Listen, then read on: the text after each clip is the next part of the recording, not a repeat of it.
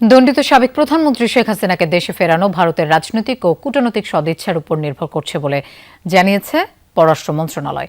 প্রতিমন্ত্রী শামা ওবায়দ বলছেন, পাসপোর্ট না থাকায় তাকে ফেরাতে হলে অবশ্যই ছবিযুক্ত ট্রাভেল ডকুমেন্ট ইস্যু করতে হবে। সাবেক এই প্রধানমন্ত্রী দিল্লিতে পলাতক আসামি হিসেবে অবস্থান করায় তার আলাদা কোনো স্ট্যাটাসও নেই বলে জানান প্রতিমন্ত্রী। তিনি বলেন, শেখ হাসিনা ইস্যু ঢাকা দিল্লির সম্পর্কে কোনো প্রভাব ফেলবে না।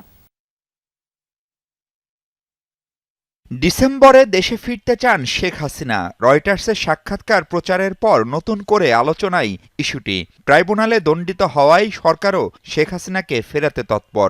তাহলে প্রশ্ন হলো, সাবেক প্রধানমন্ত্রীকে দেশে ফেরাতে চ্যালেঞ্জ কোথায়? ভারতের সরকারের সাহায্যেই হবে। ভারতের সরকারের এখানে একটা রোল আছে। রাজনৈতিক সদিচ্ছা, ডিপ্লোম্যাটিক সদিচ্ছা, সব ধরনের সদিচ্ছায় প্রয়োজন। ভারত সরকার এটা শেখ হাসিনা সহ যেই সকল আসামিরা ওখানে আছে, বাংলাদেশে যাদের বিচার হয়েছে এবং বিচার হওয়া প্রয়োজন, তাদেরকে আমরা যে বাংলাদেশ সরকার থেকে আমরা যে বারবার তাদের সাথে যোগাযোগ করছি, আমরা চিঠি দিচ্ছি, সেগুলো তারা রেসপন্ড করবে এবং এই ডিপ্লোম্যাটিক চ্যানেলে আরও ত্বরান্বিত করে তাদেরকে ফিরিয়ে দেওয়ার ব্যবস্থা করবে। এবং অন্তত দুদফা দিল্লিকে চিঠি দিলেও শেখ হাসিনা ইস্যুতে আনুষ্ঠানিকভাবে বাংলাদেশকে এখনও কিছু জানায়নি ভারত।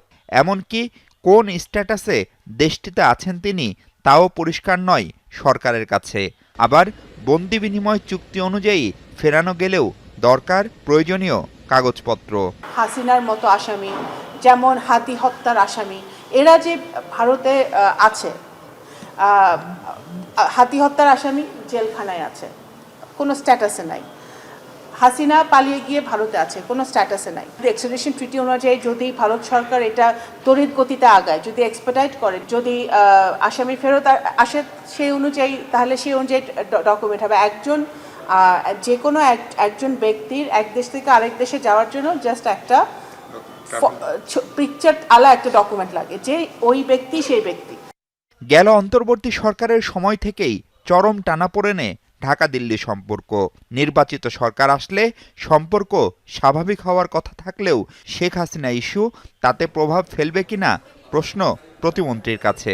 মনে করি না যে এখানে ভারত আর বাংলাদেশের সম্পর্কের কোনো ব্যাঘাত ঘটবে। সম্পর্ক তো সম্পর্ক জায়গায় থাকবেই, এবং সেটা একটি দেশের সাথে আরেকটি দেশের বাইল্যাটারাল এবং সম্পর্কটা বহুমাত্রিক হয়। তো সেই ক্ষেত্রে অবশ্যই তাদের সাথে আমাদের সম্পর্ক থাকবে, আমাদের এক্সচেঞ্জ থাকবে, আমাদের ডায়ালগ চলমান থাকবে। মাহফুজ মিশু, যমুনা নিউজ, ঢাকা।